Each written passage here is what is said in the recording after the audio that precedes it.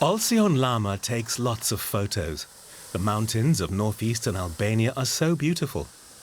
He works for PPNEA, the country's largest environmental NGO. He promotes sustainable farming practices for the sake both of nature and local people, so they can make a decent living and choose not to leave. This is the Koritnik Massif. At its foot, Zia Keshi has a market garden. He grows fruit. His operation could inspire others to follow suit, especially young people. He cultivates berries. Traditionally, people gathered wild ones in the mountains. And if there are, let's say, plantations... Olsion Lama says such market gardens could be a fruitful source of income for more families around here. Zia Keshi worked for several years in Italy. He saved up some money, came home and began farming. He started with aronia berries 5 years ago, before branching out. His venture is proving to be a success. In July, his products were certified as organic by an agency in Germany. And that's something he's very proud of.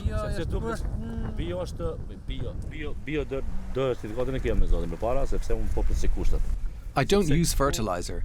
Everything is just the same as up in the mountains. The bacteria in the soil and the humus. They make the plants strong. Keshi doesn't need to do any marketing. Customers come to him to buy his produce. He's been experimenting with a number of crops. Red love apples, for example. They're a recent cultivar with red flesh, resistant to disease.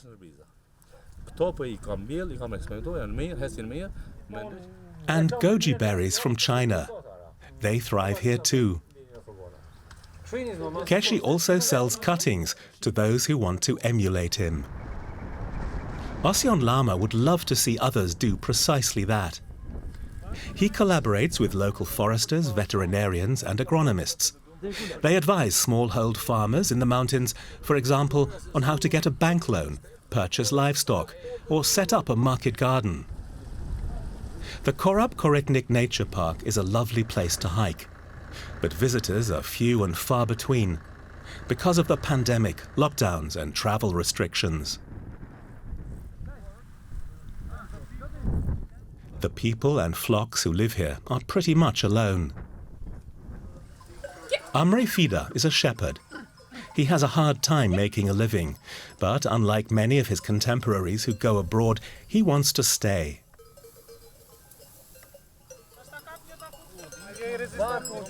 Olsion Lama often comes up here to the mountain pastures to talk to the locals, find out what problems they face, and help work on solutions. They say it's getting harder and harder to find places for their flocks to graze. The numbers of the sheep is decreasing every year, and let's say the shrubs have taken over the pasture lands, the pasture area. This is the main problem, that they are losing a significant part of the pastures. It's a vicious circle. Amre's family spends the summer months up in the mountains. They spend the winter down in the village. Amre's mother doesn't need to worry about her son. He learnt everything he knows from her. He knows he doesn't lead a comfortable life like people in the city. But he also knows that he has a lot more than his family did 100 years ago.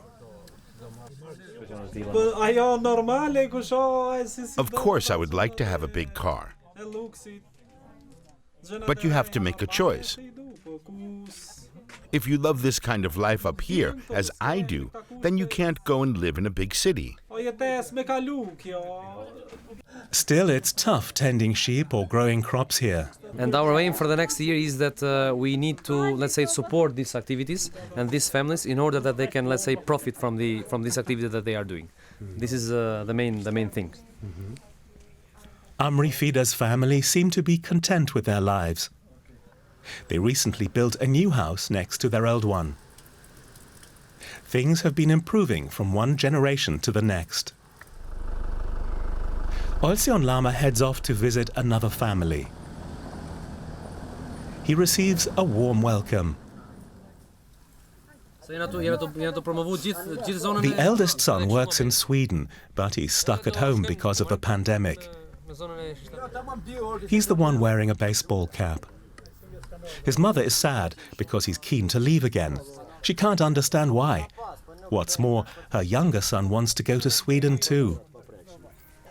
Olsyon Lamas says the government has to realize that more and more people will leave unless things improve. One issue is the infrastructure. The roads in the mountains are poor. Government, he says, should give help. Tradition is all well and good, but what should we do if we can't sell what we make? The nearest dairy is 50 kilometers away, and there are no government guarantees. We get no government support. So it's hard to maintain tradition.